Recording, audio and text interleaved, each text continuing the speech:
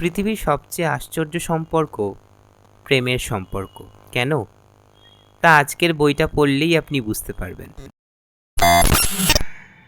নমস্কার সকলকে, আশা করি সকলে ভালো আছেন, সুস্থ আছেন, নিজের শরীরে খেয়াল রেখে চলেছেন। স্বাগত আপনাকে তুঙ্গভদ্রার তীরের রিভিউ সেশনে। চলুন আজকের ভিডিওটা শুরু করা যাক। তুঙ্গভদ্রার তীরে শরদিন্দু বন্দ্যোপাধ্যায়ের অন্যতম একটি বিখ্যাত ঐতিহাসিক উপন্যাস, যেটা আমি পড়েছি শরদিন্দু অমনিবাস খণ্ড 3 থেকে, এবং এটার মধ্যে আরো অনেক ঐতিহাসিক উপন্যাস উপস্থিত রয়েছে। তুঙ্গভদ্রার তীরে এই উপন্যাসটি ছাড়াও এই বইতে স্থান পেয়েছে আরো 4টি উপন্যাস, যেগুলি হচ্ছে কুমার সম্ভবের কবি, তুমি সন্ধ্যার মেঘ, গৌর মল্লার কালের মন্দিরা, এই 4টি উপন্যাস। এবং তুঙ্গভদ্রার তীরে এই মোট 5টি উপন্যাস স্থান পেয়েছে শরদিন্দু অমনিবাস খণ্ড 3-এ। আমি এইখানে সূচিপত্রটা মেনশন করে দিচ্ছি। এটি আনন্দ প্রকাশনী থেকে প্রকাশিত। এর বর্তমান দাম আমার জানা নেই, এবং এইটির মোট পৃষ্ঠা সংখ্যা হচ্ছে 616টি। আপনি তুঙ্গভদ্রার তীরে এইখান থেকেও পড়তে পারেন, এবং আনন্দ প্রকাশনী থেকে প্রকাশিত বর্তমানে শরদিন্দু ঐতিহাসিক সমগ্র বলে একটি বই বেরিয়েছে, সেখান থেকেও আপনি চাইলে তুঙ্গভদ্রার তীরে পড়তে পারেন। যাই হোক, আসা যাক উপন্যাসের ওপরে। তুঙ্গভদ্রার তীরে একটি ঐতিহাসিক প্রেমের উপন্যাস, যেটির মূল চরিত্র 4 জন: বিদ্যুন্মালা, মণিকঙ্কনা, রাজা দেবরায় এবং অর্জুন বর্মা।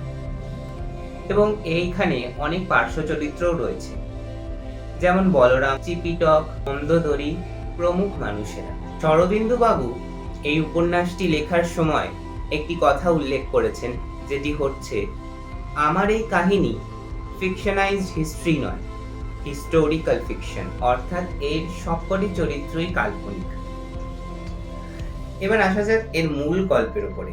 কাহিনীর পটভূমি দক্ষিণ ভারতকে নিয়ে। সহ্যাদ্রি নদীর 2 ছোট উপনদী তুঙ্গা এবং ভদ্রা মিলিত হয়েছে যে স্থানে, সেই তীরটিকেই বলা হয়েছে তুঙ্গভদ্রার তীর। কলিঙ্গ কন্যা বিদ্যুন্মালা এই তুঙ্গভদ্রা নদী হয়ে চলেছে বিজয়নগরে। কাকে বিয়ে করতে? বিয়ে করতে স্বয়ং বিজয়নগরের রাজা মহারাজ দেবরায়। কিন্তু সমস্যা হচ্ছে, মহারাজ দেবরায় এর আগেও 3টে স্ত্রী উপস্থিত। বিদ্যুন্মালা হতে চলেছেন 4র্থা স্ত্রী।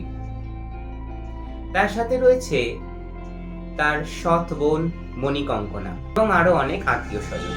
বিজয়নগরে পৌঁছতে পৌঁছতে তাদের সাথে বিভিন্ন ঘটনা ঘটতে থাকে, এবং নদীপথেই তাদের আলাপ হয় অর্জুন বর্মা নামক এক বীর যোদ্ধার সাথে, যে বিদ্যুন্মালার প্রাণ বাঁচান।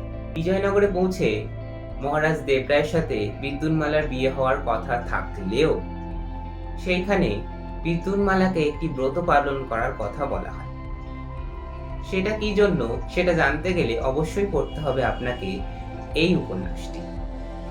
আগে এগিয়ে যাওয়া যাক। বিদ্যুন্মালা, মণিকঙ্কনা, মহারাজ দেবরায় এবং অর্জুনের জীবনে বিভিন্ন ওঠাপড়া আসে। বিদ্যুন্মালা প্রথম থেকেই মহারাজ দেবরায়কে বিয়ে করার ঘোর অনিচ্ছা প্রকাশ করে। পরবর্তীতে রাজকন্যা বিদ্যুন্মালা অর্জুন বর্মার সাথে একটি প্রেমের বন্ধনে লিপ্ত হন।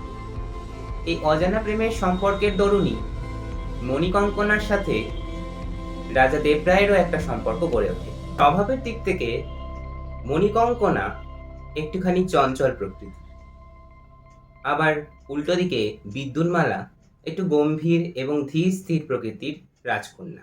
গল্প পড়তে পড়তে জানা যায়, অর্জুন বর্মাও একসময় এক রাজ্যের রাজকুমার ছিলেন। এইভাবেই দিন এগোয় এবং দিন কাটতে থাকে, এবং আরো বিভিন্ন ঘটনা ঘটে এই উপন্যাসে। কিন্তু শেষ পর্যন্ত কি বিদ্যুন্মালা এবং অর্জুন বর্মার এই প্রেমের সম্পর্কটা কি পূর্ণতা পায়, নাকি মহারাজ দেবরায় অর্জুন বর্মাকে হত্যা করে? তা জানতে গেলে অবশ্যই একবার পড়ে দেখুন এই অনবদ্য সৃষ্টি, এই ঐতিহাসিক উপন্যাস তুঙ্গভদ্রার তীর। এবার আসি আমার ওপিনিয়নের। আমি ভাবতাম যে একটা ঐতিহাসিক উপন্যাস মানে প্রচুর সাল, প্রচুর ঘটনা, কি অনেক ঘটনা। এমনি আমার ইতিহাস খুব একটা প্রিয় বিষয় নয়। তো শরদিন্দু বাবুর ঐতিহাসিক এই উপন্যাসটি পড়ার পর আমি প্রচুর নাম শুনেছিলাম যে তুঙ্গভদ্রা তীরে একটি অসাধারণ উপন্যাস, প্রচুর সাজেশন পেয়েছিলাম পড়ার, তো সেইখান থেকে পড়লাম। সেইখান থেকেই পড়ার একটা আগ্রহ জন্মালো। তো তারপর একজনের থেকেই বইটা ধার নিয়ে পড়া, তাকে আবার ফেরত দিয়ে দিতে হবে। তো আমার ইচ্ছা আছে যে শরদিন্দু বাবুর ঐতিহাসিক সমগ্র কিনে পড়ার।